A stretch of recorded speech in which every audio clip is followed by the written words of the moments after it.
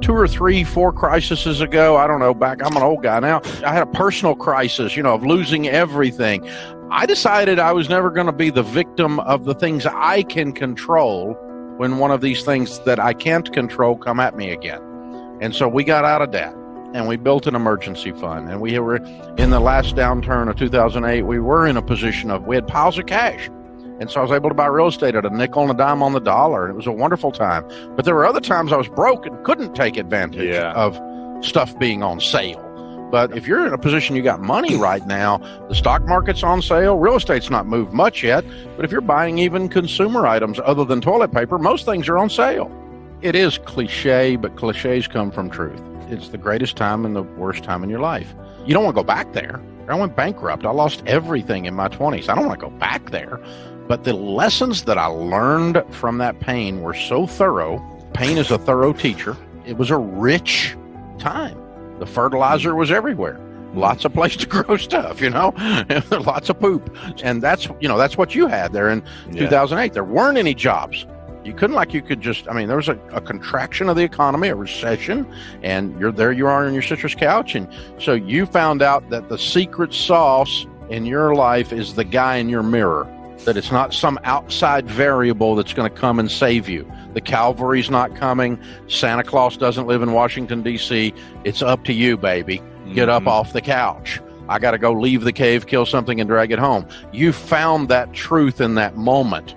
I found that truth that what doesn't kill you makes you stronger. That old saying. I found that truth. And nowadays, now that I've been through, Y2K or 911 or all these initials come at you, the horrible thing of 2008, now the corona. The only thing I am sure is we're going to get through this. You get hope because you go, it's not going to kill you. You could get the virus. I don't mean that, right. But I'm saying the economic stress that we're under, the fear that we have, the concern or the worry that we have, you don't die from it, but you feel like there's this hopelessness, and the truth is that's unfounded. The truth is there's a lot of reason to have hope. By this time next year, where do you really think we're going to be? Are you not 90-something% sure that the economy will be roaring again and your life will be back to some level of normalcy? You think it's going to be 10 years for you to personally recover from this? No, that's absurd. And you know that once you've walked through several of them. And so it's just, to me, it's like, yeah, you're going to make it. We're going to be okay. We're in fabulous financial shape. It's not I've got a lot of money invested in the stock market. It's going down. I'm going to put some more money in while it's on sale. If real estate goes on sale again, I'll buy some more. It's not arrogance. It's just, I've been doing this a long time. I'm the little pig in the brick house, huff and puff, baby. But it does put you in a position to serve then. And truthfully, you get more joy, even in a crisis, in serving than you do in sitting in the basement and counting your coins. The thing is this, we all get wake-up calls. We get wake-up calls in our relationships, our spiritual walk. We get wake-up calls in our finances. And some people, the phone's ringing off the hook right now. They're getting wake-up calls on a bunch of things. They're at home with their family, and they're starting to realize, I was disconnected from my family. They got a wake-up call on their relationships at home. They've gotten a wake-up call on, I don't have any savings, and I'm deeply in debt. This isn't working. And so the cool thing is, when you get the call, then you have to make the choice. Are you going to answer the phone? And if you pick the phone up, that means, baby, it's time to change.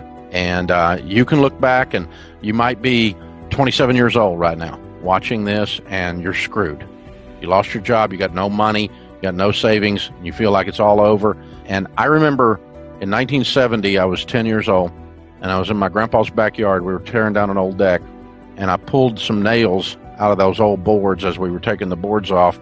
And he taught me to put them down and straighten them with a hammer and save those used nails in a coffee can. Now, my grandpa Ramsey was one of my favorite people on the planet. This is 1970, and he was still answering the phone that rang in the Great Depression. It changed his life. He was frugal and careful and wise with money the rest of his life. And so someday, 27-year-old, you're going to be sitting on the back porch with your grandkid, and you're going to remember, back in 2020, there was the coronavirus, and it changed my life. And you're going to be that guy. You're going to be giving dad jokes, and grandpa jokes, right, like I am now. And you're going to get that opportunity. I was 28 years old when I lost everything. It was my fault. It was the S&L crisis. The banking climate changed. I'd built a house of cards. I was stupid. And the phone rang.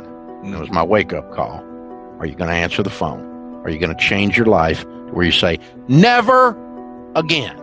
I'm going to control the controllables to where I'm the little pig in the brick house. Never again. That may be the only thing you get out of this crisis. And if it is, you got enough. In my life, when I have become desperate, right after that's when I become stupid. When you get scared and you go rushing towards something out of fear, that sense of desperation, this thing, when you do that, you're getting ready to screw up. I mean, just count on it. And the other time you do that is if you're greedy. If you think okay, I got this one. I can take advantage of this.